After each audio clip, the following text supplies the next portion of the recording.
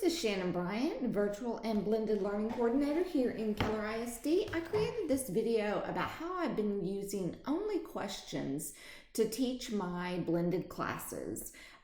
It is so beneficial not just to build relationships with my kids, but to keep them engaged and on task while they're learning online.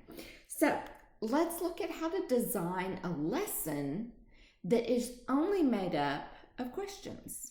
So I'm going to start with this template, and we're going to use an example that almost everybody can relate to. So here I have a goal that I want my students to walk away with the skill of making a wedding cake. So I have decided to assess them in making that cake, or they could just do it or explain each step on how they would make a wedding cake. But to get there, I need to think about what is the skill that I need them to do before they can take that big jump to making a wedding cake. Okay, so let's back it up a little bit. Before they can make a cake, and I could have come up with a whole lot of different things, I just said maybe they can make a sheet cake. It's a little bit smaller. It's only a rectangle, not too many things complicated there.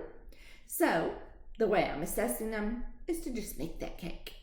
But what about before that even?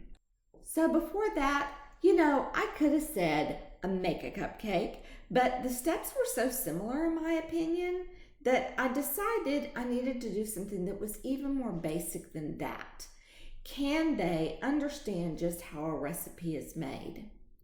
So the first two columns here are the scaffolded skills. So I want to target those first with my questions, and when I feel like the majority of my students have achieved mastery of those basic skills, I build up to the goal. I have that other box over there though, and that is to plan for differentiation.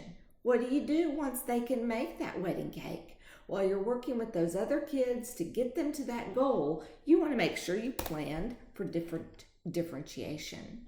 So I added something a little bit higher above just the cake. What about you're having to cater an entire dinner party for 300 people? So that way I can provide some differentiation for my kids who want more. Here is an example that might be more relatable for you. So in this example, my goal was so that they could do that problem. Take a second to look at that problem though. Kids have to understand what each of those different words mean: quadrilateral, parallelogram, rectangles, rhombuses, squares, and trapezoids. But they also have to understand that Venn diagram. So I decided to back it up one by, can they do a double Venn or a triple Venn? Because there are 5 bubbles in that Venn diagram. And before that, I wanted to make sure that students understood what each of those words mean.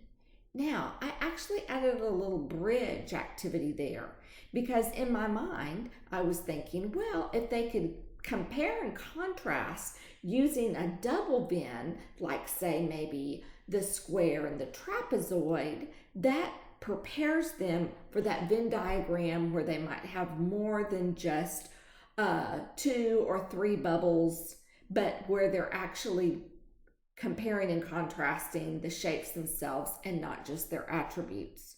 So my basic skill is defining those and being able to compare the attributes, and then I'm actually comparing and sorting those shapes into 2, 3, 4, and 5 bubbles. After that, I decided to compare that Venn diagram pertaining to all of the other quadrilaterals, and they could make a different one other than the one that I gave them in their goal. I also could have them write or record an explanation of how they tackled that problem so that they're having to put their teacher hat on.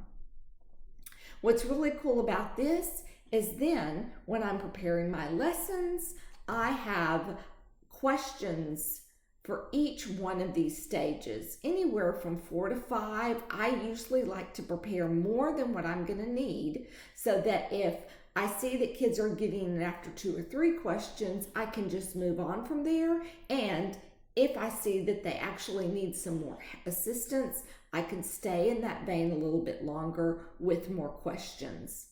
I've been using the tool Nearpod to make that happen, and it's working really well in my classes. I hope you enjoyed this video.